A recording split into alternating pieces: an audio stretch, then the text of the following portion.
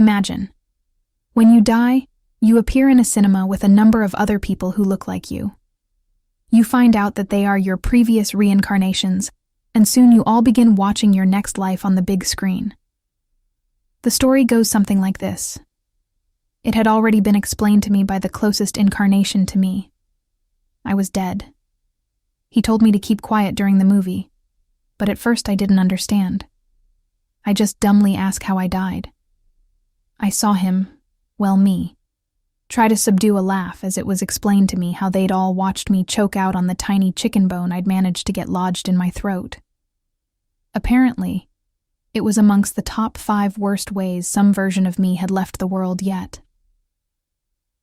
The strange thought occurred to me to sue the company who packaged the chicken strips, before I realized I'd never be earning any money again whatsoever.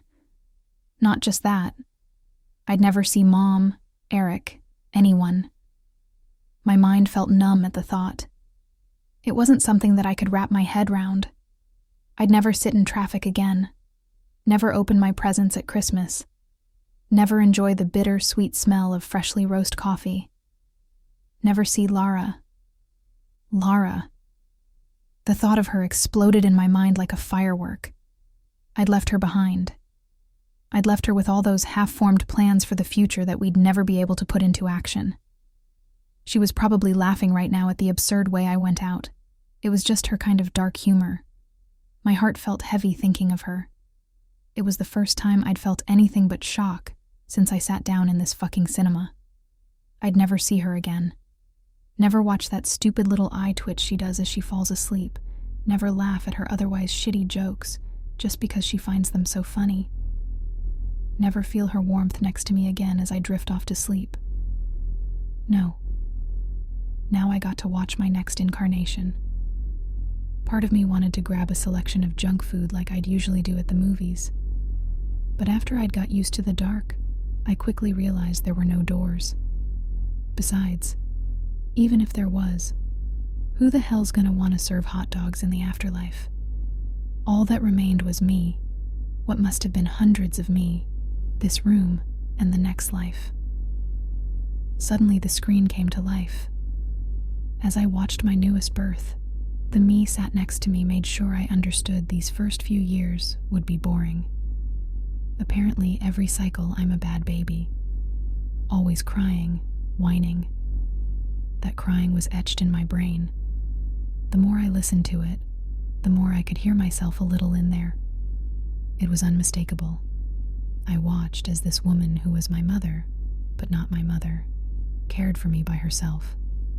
It was interesting that she was a single mother too, something my old life had in common with my new. The years dragged by. I went through the motions.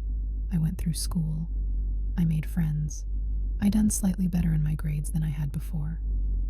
I watched myself make similar awkward mistakes as my teenage years. I watched myself scream the most horrible shit at my new mom, this new woman who raised me. I laughed along with my new self and all the others watching. I cringed at my embarrassment. I felt disappointment. I felt like I was living again. Except I wasn't. Not really. This wasn't really my life. It was just a life. One of billions. I was watching someone who was both so familiar and a stranger to me. It was the little things. I didn't prefer baths to showers.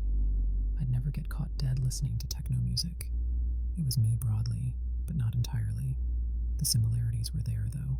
I watched as I started college and settled down into a nearby cafe. Just another day. At this point, I was getting just as bored watching my life as this new me was living it. I was sitting sipping on a coffee, doing everything I could to avoid a lecture. I noticed how busy the cafe was, and while I was trying to study, I could see the noise wouldn't allow that to happen. The hum of conversation. I saw myself look up at the seat across from me, no doubt seeing everyone else sitting with someone. That was one thing we had in common, a little bit of perpetual loneliness. I watched myself finish my coffee. I watched myself almost choke on the last drop. For a second, I thought I'd be dying the same way again. But I wasn't choking normally. I just couldn't believe what I was seeing. Both of me. I watched as Lara asked me, "Is this seat taken?" not giving me a chance to answer as she planked herself in the seat across from me.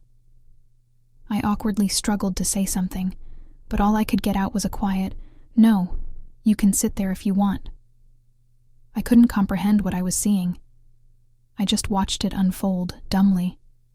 I watched the awkward silence as I could see myself wondering whether to start a conversation. I watched her look at me with that inquisitive look on her face she always had when she expected something. I had to stop myself shouting at the screen. I couldn't just let her walk away. Eventually, after what felt like a lifetime, it was her that broke the silence. I suppose I should have expected that. She jokingly asked why I was still sitting there when my coffee had been empty the full time. I couldn't feel it, but I knew my face had went red. I joked about how I was just daydreaming, and that I didn't want to go to class. She replied simply, "Well, if you don't want to go, don't go." I watched myself spend that afternoon with her. I watched myself awkwardly ask for her number. No doubt I was terrified, but I couldn't face not seeing her again. Over the next few months I felt myself fall in love with her again. I watched myself come up with new inside jokes that were different yet the same. I watched her do her stupid little eye twitch as she fell asleep. I laughed at her shitty jokes just because of how funny she found them. I watched myself sleep next to her, and sometimes I swear I could feel her warmth, as if she was right there beside me. I watched myself do what I'd never managed to do before. All those half-assed plans we had, while not the exact same, were still there in spirit. We traveled together. I watched us have kids. I watched us grow old together. I was engrossed in every moment. I barely took my eyes off the screen, but when I did and I looked around, I saw the same sense of wonder and happiness written across my face countless times. They had to have seen this play out hundreds of times, over centuries and millennia, and it still touched them the same way it did me.